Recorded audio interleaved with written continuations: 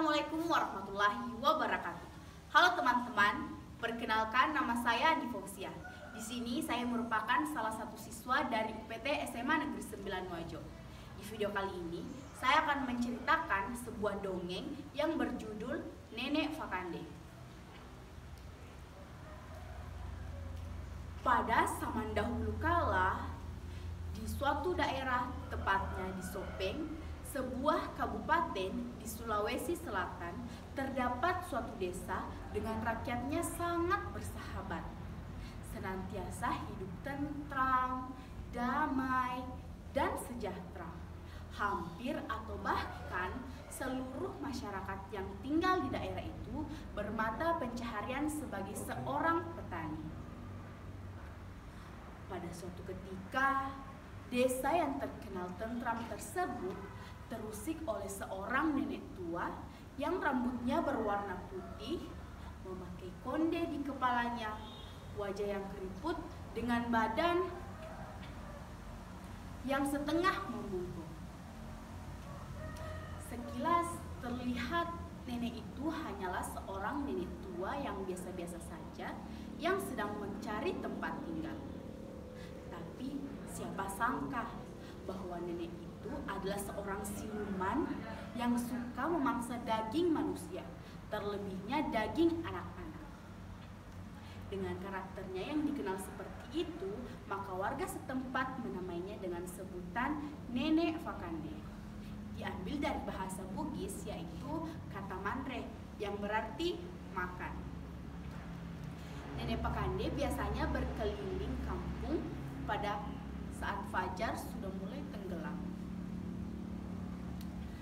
Pada suatu sore, saat hari sudah mulai gelap, ada sepasang kakak beradik yang tengah seru bermain. Kemudian ibunya datang. Anak-anak, ayo cepat masuk. Ini sudah malam. Ayo masuk, ayo.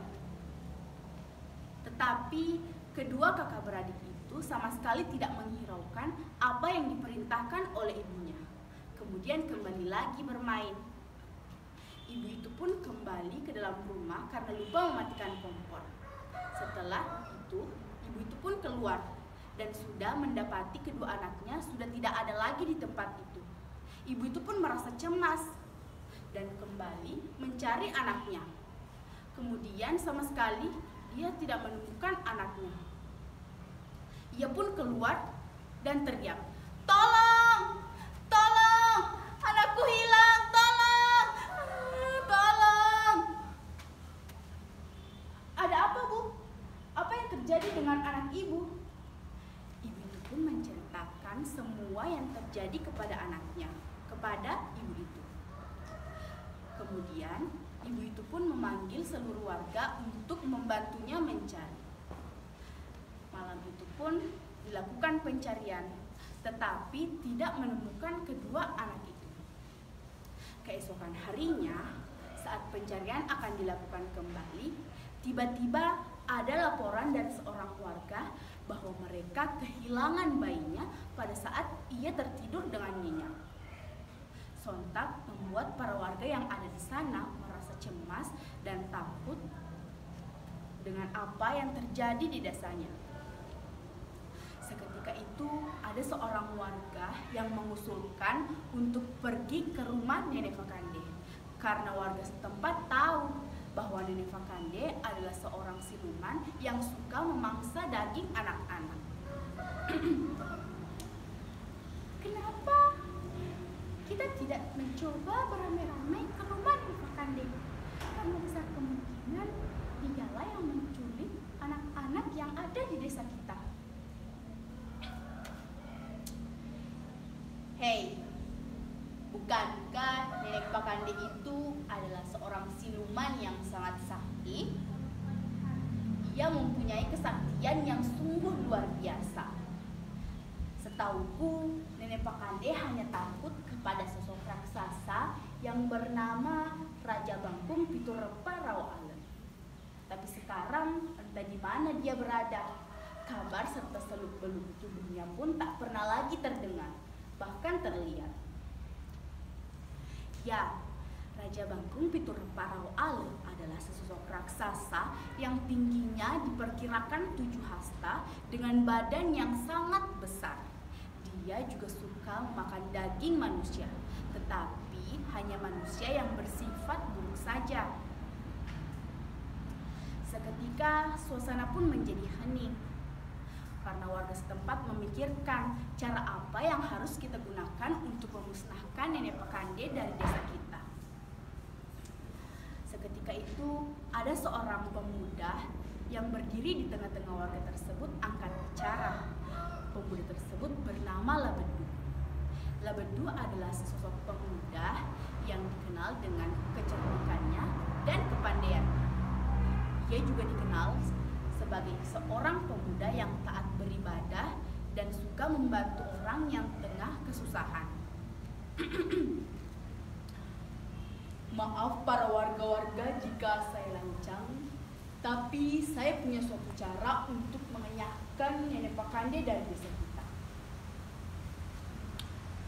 Seketika banyak warga yang penuh harap dengan perkataan Labedu, dan ada pula warga yang memandang sebelah mata perkataan Labedu.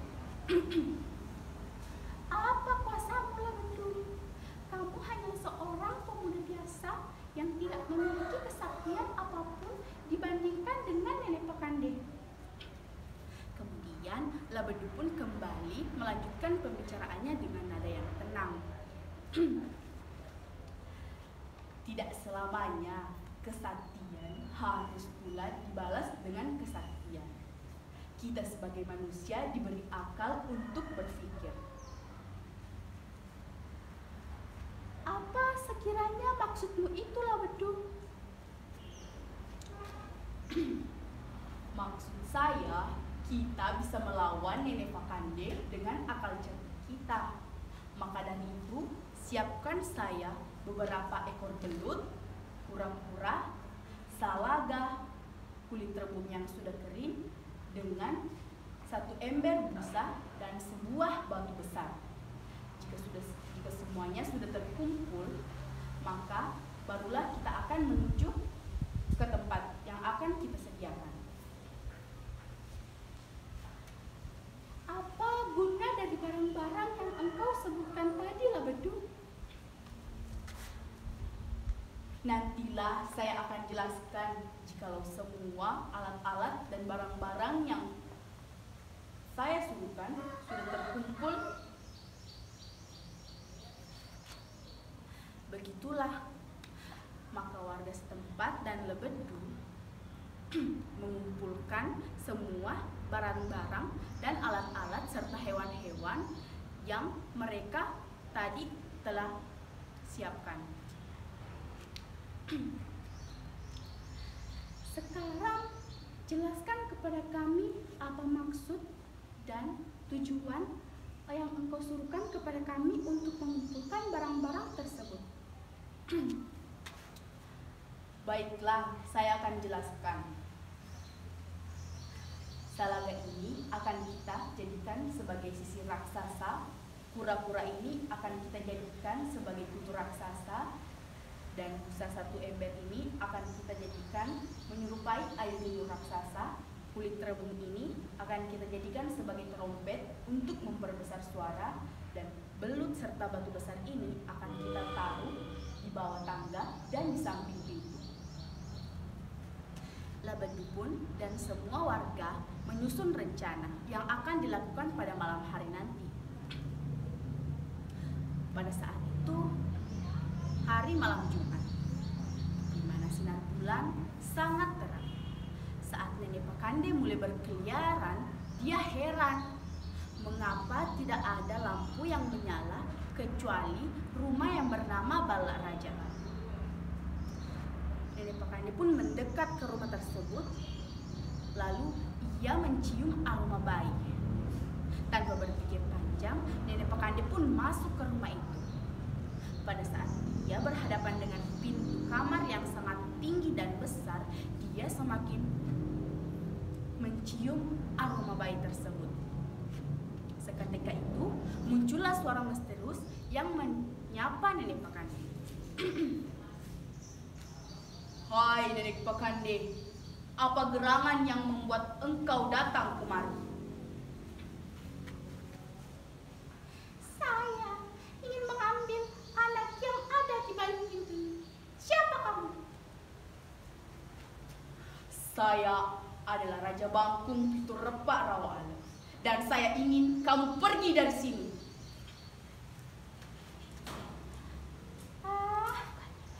Saya tidak akan pergi dari sini. Saya ingin mengambil bayi ini. Seketika itu, Labedu pun menumpahkan busa ember itu untuk menyerupai sebagai air liur raksasa. Lihatlah, Nenek Pakande, air liurku sudah mengalir. Jika kau tak enyah dari sini, maka kau akan jadi santapanku.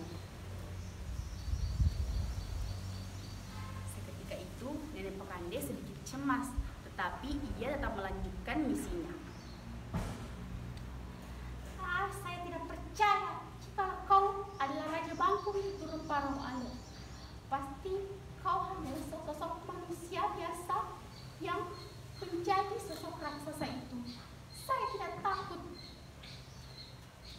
Kemudian Labedu pun menjatuhkan salagah dan pura-pura secara beruntun. Kutu ini banyak menggangguku, membuat kepalaku gatal saja. Lihatlah Nenek Pakande, kau jangan membuatku semakin marah lagi. Jika kau tak enyah dari sini, maka kau akan jadi santapanku. Seketika itu, Nenek Pakande pun merasa takut dan berlari keluar rumah.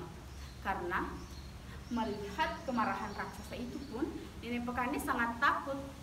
Dan kemudian dia berlari, dan tanpa ia lihat, Nenek Pakande menginjak seekor belut dan terjatuh. Kemudian Nenek Pakande bangkit lagi, dan dengan kesaktiannya ia terbang ke bulan. Dan sebelum ia terbang ke bulan, dia menyiapkan satu pesan. Saya akan memantau anak-anak kalian dari atas sana dengan cahaya rembulan di malam yang sangat gelap. Dan suatu saat nanti saya akan memangsa anak-anak kalian. Dengan begitu, terbanglah Nenek Pakande.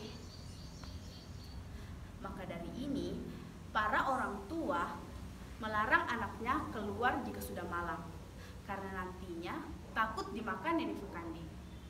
Begitulah ceritanya. Lebih dan kurangnya mohon dimaafkan. Wassalamualaikum warahmatullahi wabarakatuh.